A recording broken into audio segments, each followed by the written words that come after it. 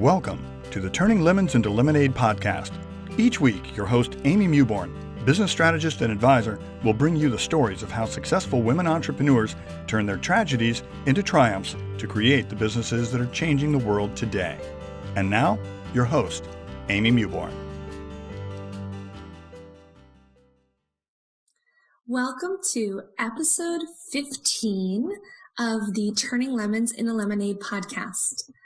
Today, I want to tell you a story about one of my final years in corporate. A lot of times, the tribe that I attract tends to be women that started in corporate, normally had really awesome jobs and made probably pretty good money, and then decided that that was just not the life for them. And so one of my big passions is helping women launch and grow 6- and 7-figure businesses that allow them more time and more freedom with their families. And so I tend to specialize in marketing and in systems. And so anyone that I'm working with, I'm always looking to increase revenue with less time and less hustle. But there was a day that I was one of my ideal clients. I was a 6-figure employee. I had what had literally once been my dream job. I left Indiana in 2001. That was where I was born. And I moved to San Diego, and I joined one of the coolest finance firms in all of San Diego. We had 35 high net worth families, and they were primarily either business owners or CEO, CFO type business positions. And so they were normally very wealthy.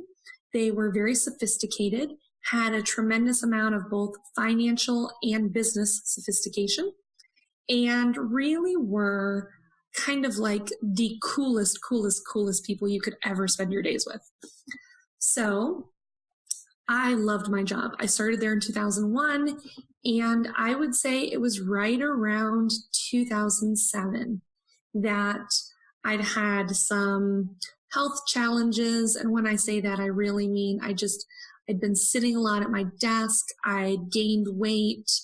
I had been driving sometimes 1.5 to 2 hours a day to get to work, because when my husband and I bought our first house in San Diego, we had to buy it kind of far away from where I worked in order to be able to afford it.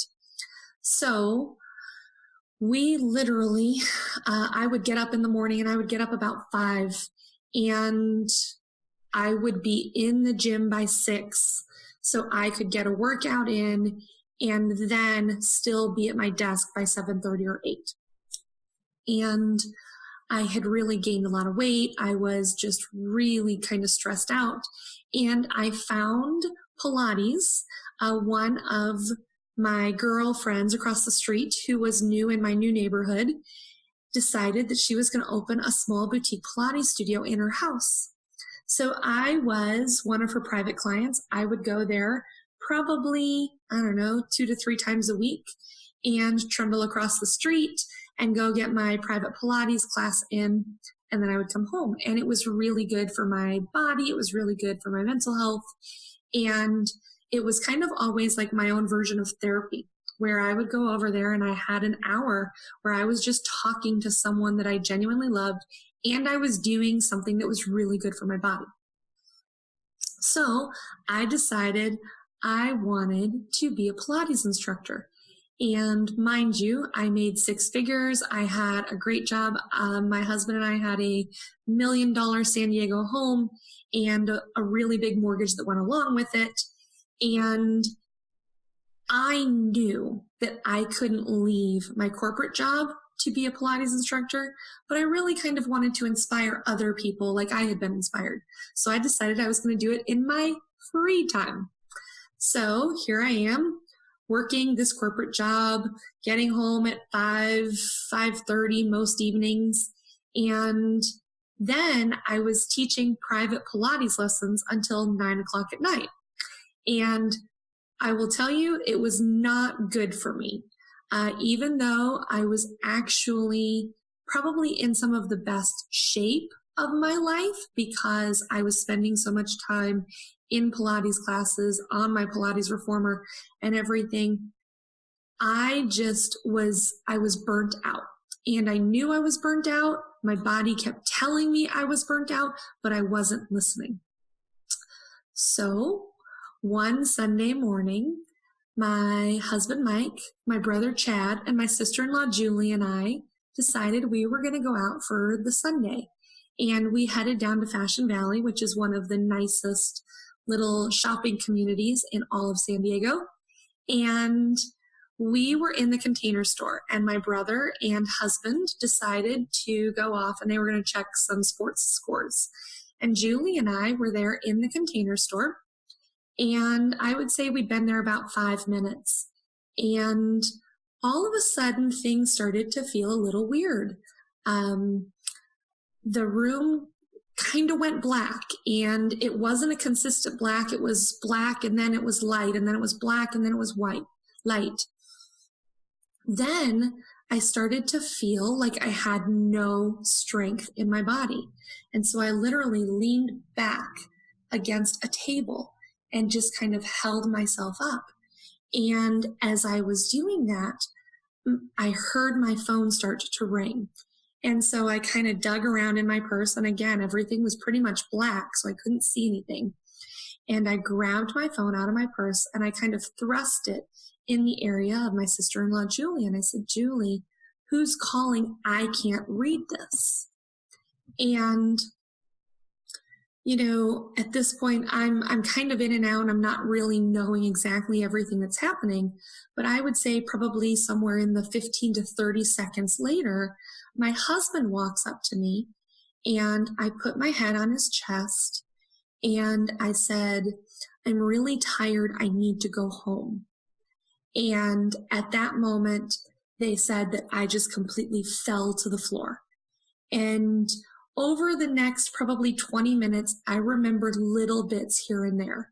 I remember being put in a wheelchair and being wheeled out of the Container Store into our Toyota Highlander. And I don't remember getting into the Highlander, but I remember driving along a little bit.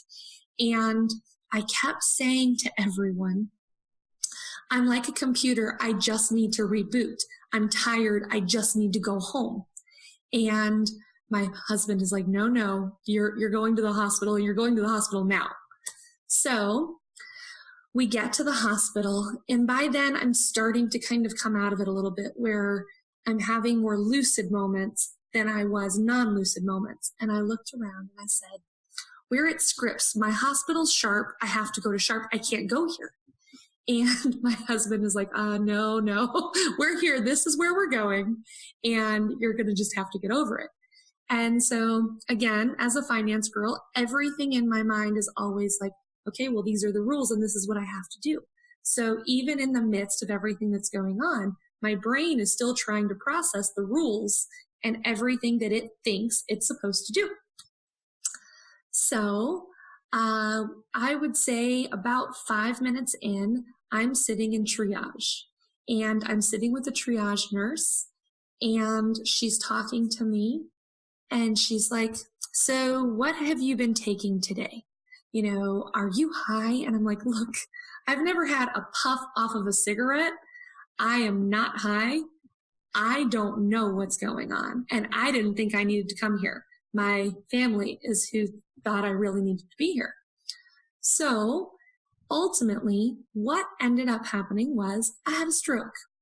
I had a stroke in the middle of the Container Store on a Sunday afternoon, just totally freak, totally random. Again, told you I was probably in the best shape of my life at that moment. I'd gotten up that morning. I felt great. I'd gone for a run. I'd done a Pilates workout.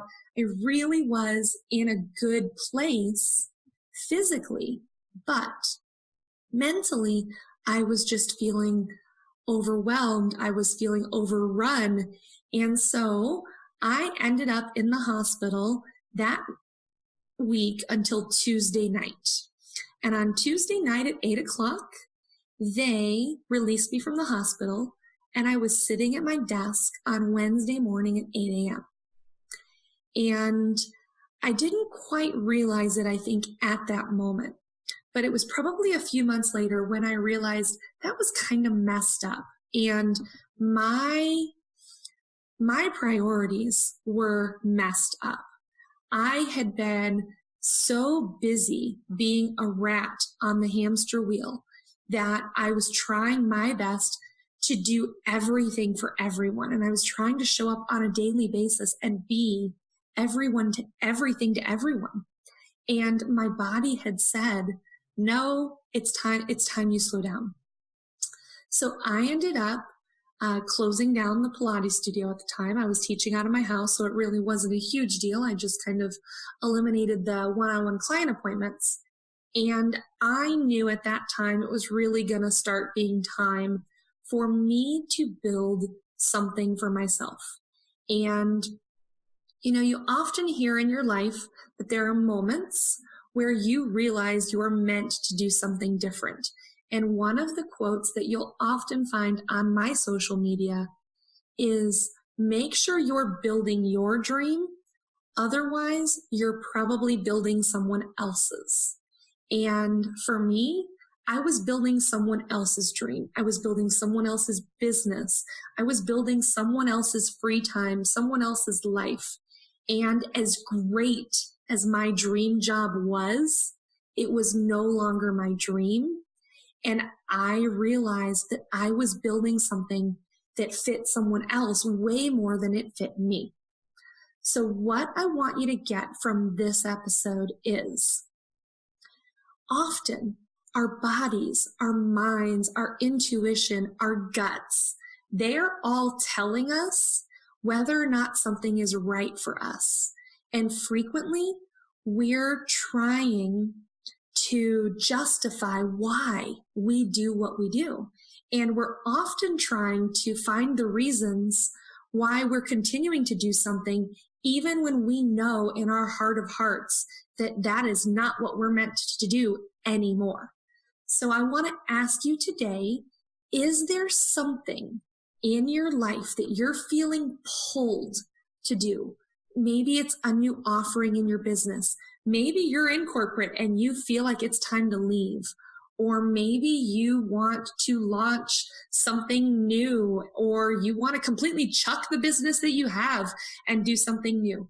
I want to encourage you to sit down and really identify where you want to go and why you're showing up in your day-to-day. What makes you get up in the morning? This is Lemons to Lemonade, episode 15. So if you go to the show notes, you can actually get my goals creator that's really all about where you are, how you want to get to where you want to go, and maybe some of the next steps that you need to take. But above all else, I just want you to take a step back. I want you to take a few moments and identify, are you really building your dream? Or are you building someone else's? And for me, the lemonade was that I knew I had to go. It didn't matter if I had a 6-figure career. It didn't matter if I had $1 million dream home. It was not the life I wanted to live anymore. So I encourage you to take stock of your own life and identify, where do you want to be? Where do you want to go? And how do you get there? Thank you so much for listening, and we look forward to seeing you on the next episode. Thank you for listening to Turning Lemons into Lemonade, where women go for support and encouragement to hear how other women business owners turn their setbacks into successes to create 6- and 7-figure businesses. We look forward to seeing you next week.